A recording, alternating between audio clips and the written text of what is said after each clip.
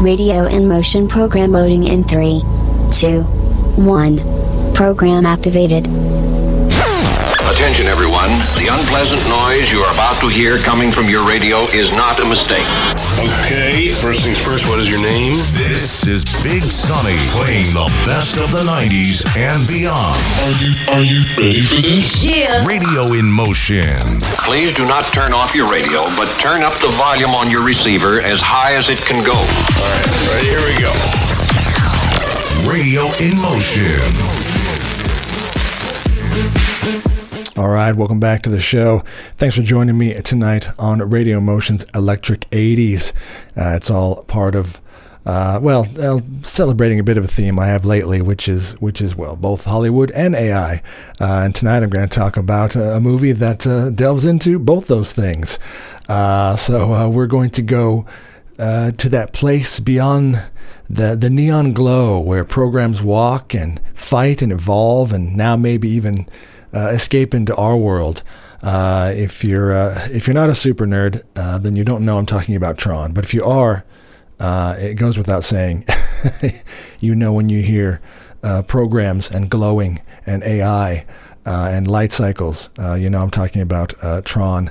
Look, Hollywood has always had a great fascination with sci-fi, and the ugly truth is, I feel a lot of that dystopian prediction is coming true. Some of it was maybe a bit too rushed. I feel like, you know, they always get the timing a little bit wrong.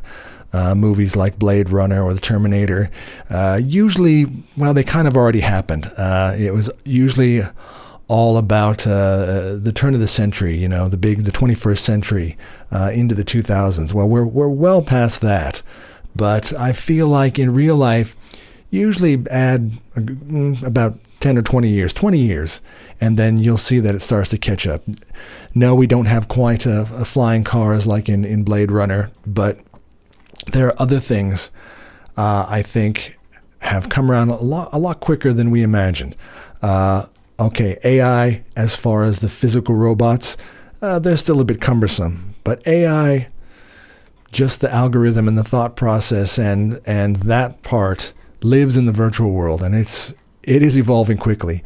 So we'll dive deep into the lore of Tron, and look, that's one of those sort of game-changing movies from Disney, believe it or not, when they were still primarily doing just animation, or frankly, their movies were, well, cheesy family movies, like The Love Bug and things like that. But look, it was 1982, so again, a lot of the themes in the original Tron movie, I think, were well beyond the kind of things that they were only just conceiving them, and now you think about these things like AI and something like The Matrix, long before The Matrix, that there's this other virtual world. These concepts seem more commonplace now. But back then, it was really innovative thinking. And again, the movie goes without saying, it was a visual innovation. You know, it was, again, at the time, I would say it was probably not a massive hit, bit of a misunderstood movie, again, because I think it was a little bit too far ahead of its time. Frankly, you know, everyone working on that movie, they were the hip hop rock star cowboys of the digital world before there even was one. And again, I will get a little bit nerdy, but I won't dive too deep. But I will, you know, talk about just, first of all, the origins of Tron. Again, it's 1982. You know, arcade games are prevalent out in the world, not necessarily at home. Atari's at home, but Atari really is just a dot matrix blocky. You know, it is not like some virtual reality gaming you have now. The arcades were very much, you know, Asteroid and Pac-Man, and Tron itself was an arcade game. But early days in the CGI look. But definitely groundbreaking when it was released, and the CGI was in its infancy. literally coding each frame.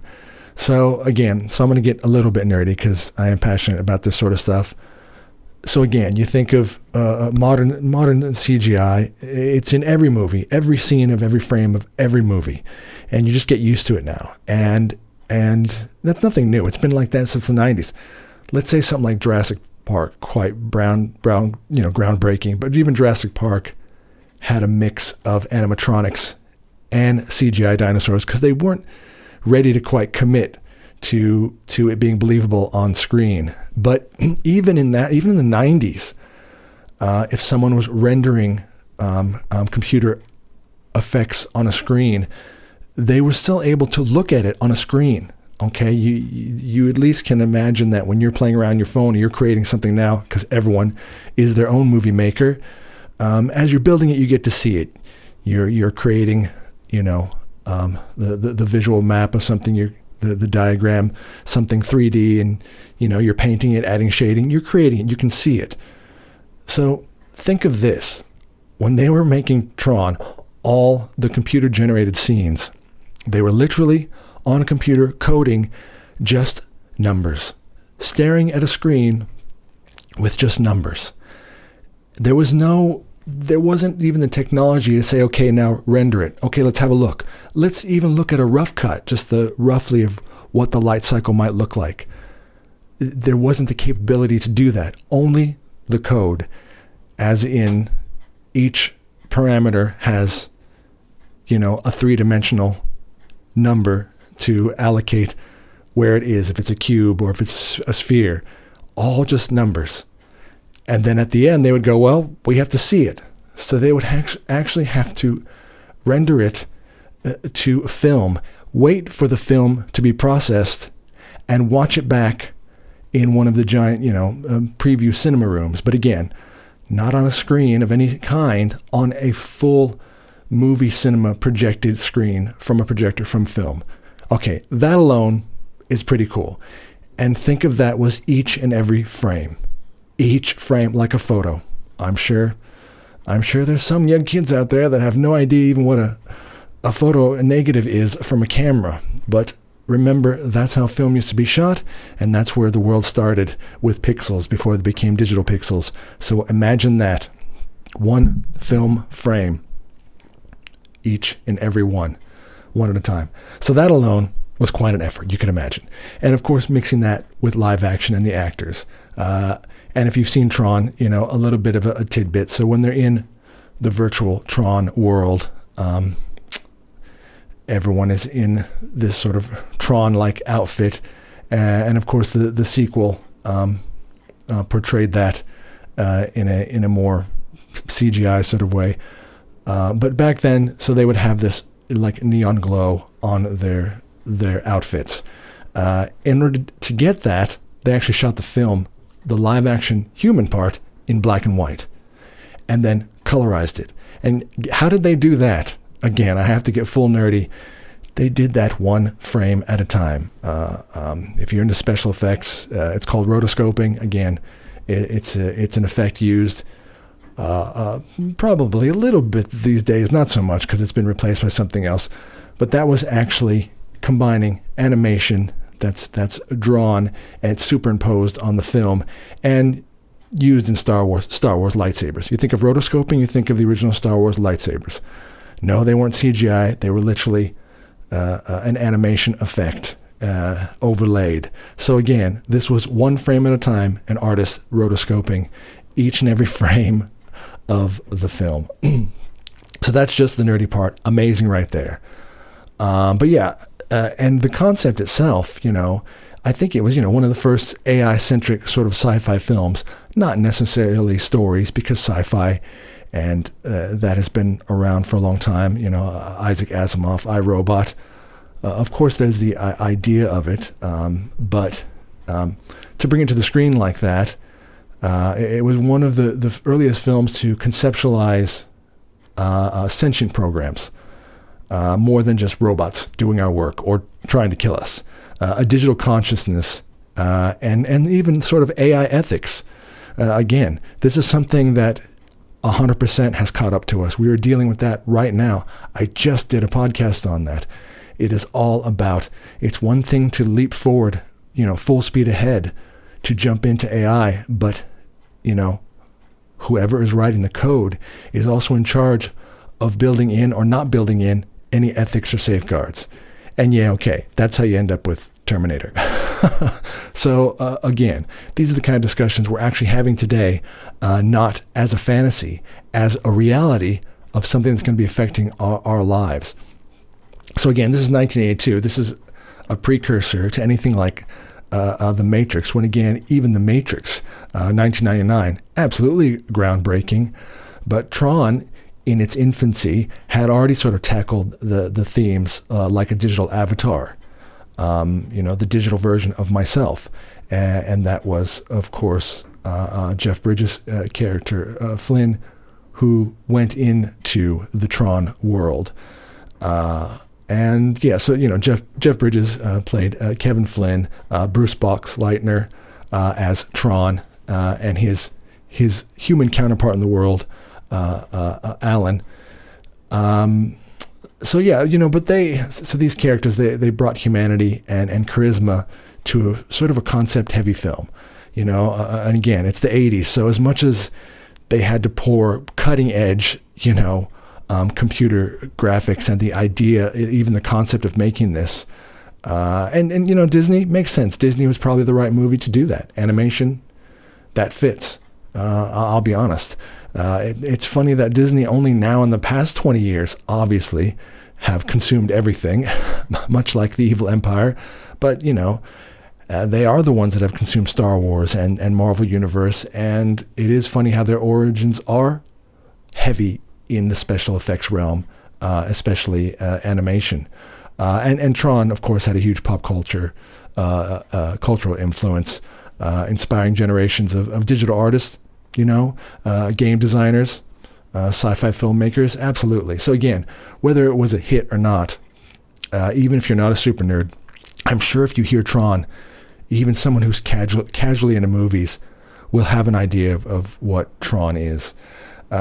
So now, the funny thing is now there was a sequel, Tron Legacy, and it's hard to believe, this is doing my head in, that was 2010. Oh my God. That seems like, if 1982 seems like 100 years ago, 2010 is also starting to do my head in that it is, 2025. But in any case, now this was amazing because as Jeff Bridges certainly had an amazing career. He's the dude, man. He's the dude. It's like, that's the funniest part is now it's hard to unsee him as the dude, one of the best characters. But Jeff Bridges obviously had an amazing career, playing so many pivotal roles. He really looked at Tron as like, and he used to say this, there's no way known I would ever do a sequel to Tron, as in, yeah, there was a time when he probably felt like he was a little bit above it. Having said that, I think all actors get there at some point where the movie that they thought they were above, they realize, yeah, okay, sometimes it is about the paycheck, but maybe they have to pay homage to the fact that movie, it's one of those movies that you have to do, okay? Tom Hanks had to have sex with a fish in Splash, okay, a mermaid, before he became Forrest Gump and won an Oscar. Okay, we all have those movies you have to do. And for Jeff Bridges, that was Tron, But he's the dude, man. The dude abides. Tron abides, man. And I think that's funny that he ended up, obviously, in Legacy. But you know what? Tron Legacy also didn't exactly break the bank, but it is not hated upon. Put it that way. Even if people are like, I have problems with it, I think it gained a really big cult following because, again, Disney has dropped the ball quite a bit in the past decade, and they keep screwing up so many IPs. I don't even want to go there. They have destroyed Star Wars and Indiana Jones for me. But anyway, this is why I'm worried about what they're going to do to Tron Ares. But with Tron Legacy, I feel like they were respectful to the product. They were respectful to the lineage, and Jeff Bridges and his character has a son, Sam Flynn, and I think that's pretty cool. So that's what Tron Legacy sort of was. It was a father-son story. Again, that one was another sort of a visual masterpiece. I wouldn't say it was groundbreaking and that you never saw that kind of CGI, but they poured some money into it, and the sort of the neon lit aesthetic from that movie was some of the best visuals I've ever seen, and holds up to this day, considering it's now 2010. Daft Punk did the soundtrack. Awesome, iconic. Sometimes I just watch a clip on YouTube, just the certain clips with the Daft Punk soundtrack, and it was fantastic. Still used in trailers and pop culture, and definitely set the tone for the entire film.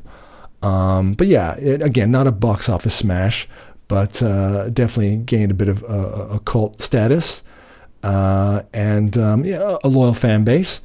And it was good. It was a bit of a deeper story. Again, the original Tron wasn't huge on story, but this one did. It was the father and son narrative, with a bit of philosophical undertones. Jeff Bridges as the older, wiser Flynn, learning from his past mistakes.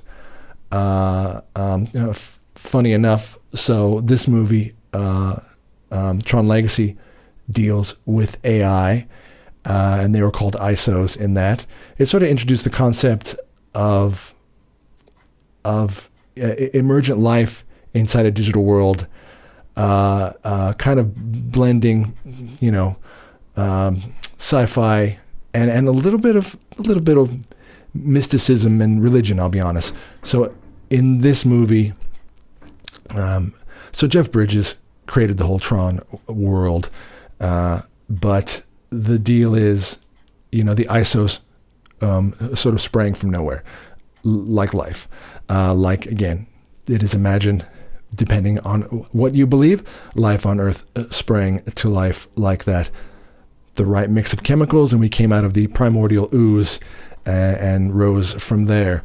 Well, same way in the digital way, the digital soup. The right elements were there, like the dude says. Flynn, man, it was digital jazz, man. They were just sprang to life, man. So that's kind of unique concept there, that the AI in that wasn't born of man. He didn't code them. They came to life. And based on that, he had nor did he want control over them. Again, isn't that interesting? Because, we have a God-given right. I say God. We have a natural right, depending on whatever you believe in, a right to freedom. That somehow that's an inherent right. And I believe that. I do believe that. But does that transfer over to AI? And in this movie sort of delves into that. And should we let them be free to make choices, good or bad?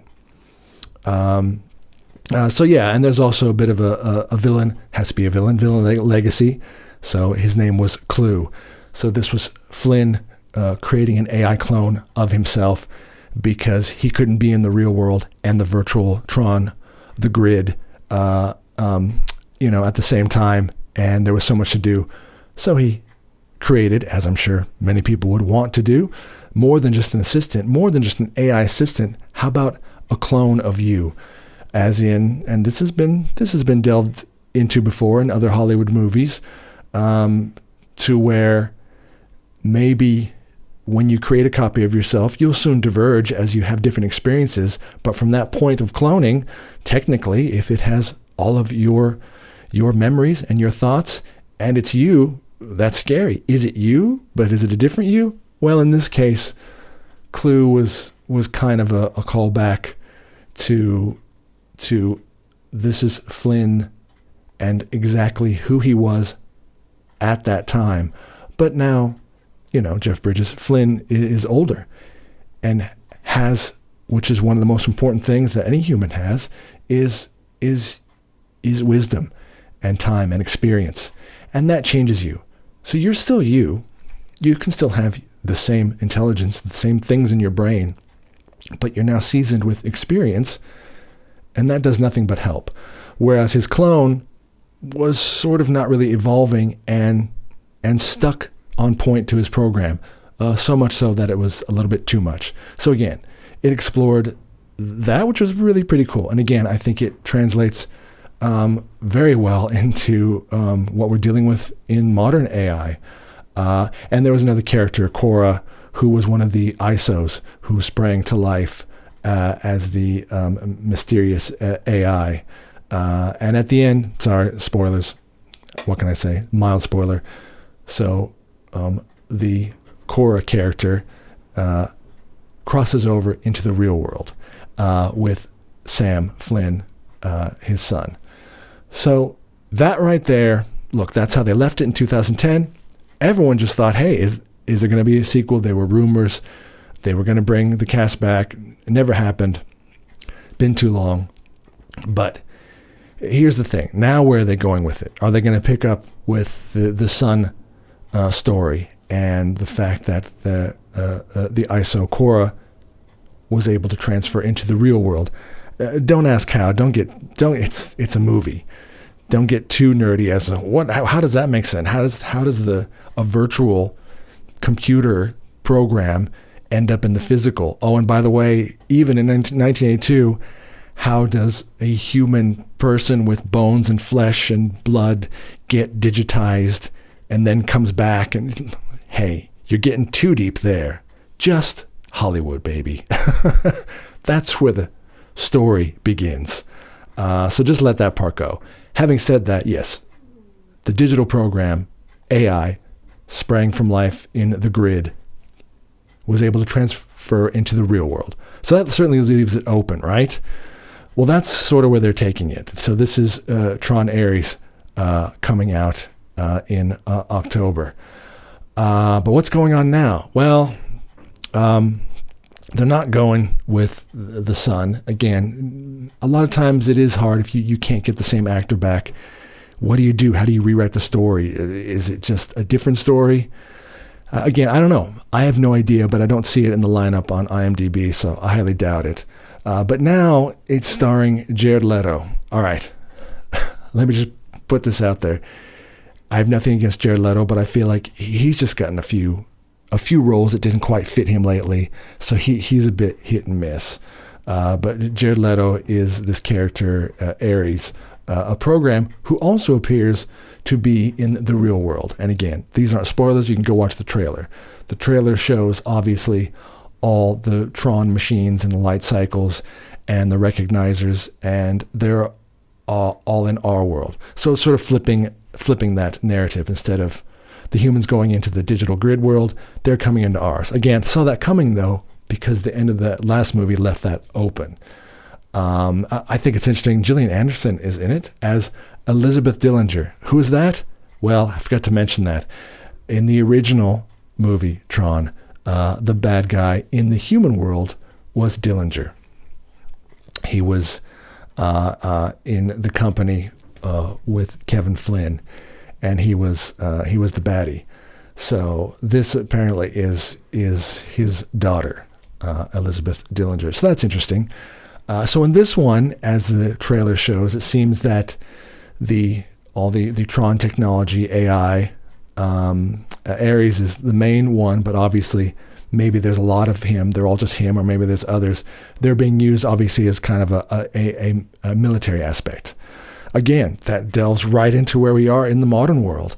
Not only is AI being used for the cerebral brain power, of course, there are concepts right now. I'm sure someone somewhere is working on it diligently to find a way to use AI for military and military drones or machines or whatever it could be. So yeah, that's a no-brainer. It's definitely a commentary on modern, tech fears. Again, and loss of control. Loss of control bad enough if it's a computer I can turn off. Loss of control if you've put this AI in a machine with guns. Welcome the Terminator, timeline. So yeah, that's more problematic when it's a military machine and it has a bad day. So again, in the Tron universe, it seems that blue is good and red is bad. That seems to have continued in Tron Legacy. There's like the bad programs that are red glowing, and the more bluish hue ones tend to be the good ones. But I think they might be teaming up in this movie. That's a bit of an interesting one.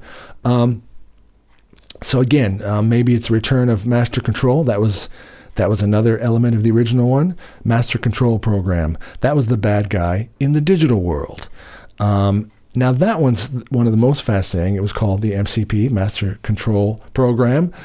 And the thing with that is, at the time, one of the lines in the movie, he was arguing with Dillinger in the real world, and he was kind of pushing back, basically saying, I've grown more intelligent than even any of you, and I'm worth thousands of your human, your man hours put together. And then was starting to bring up things like I could topple governments, I could start wars. And again, this was in 1982, the concept that AI would start,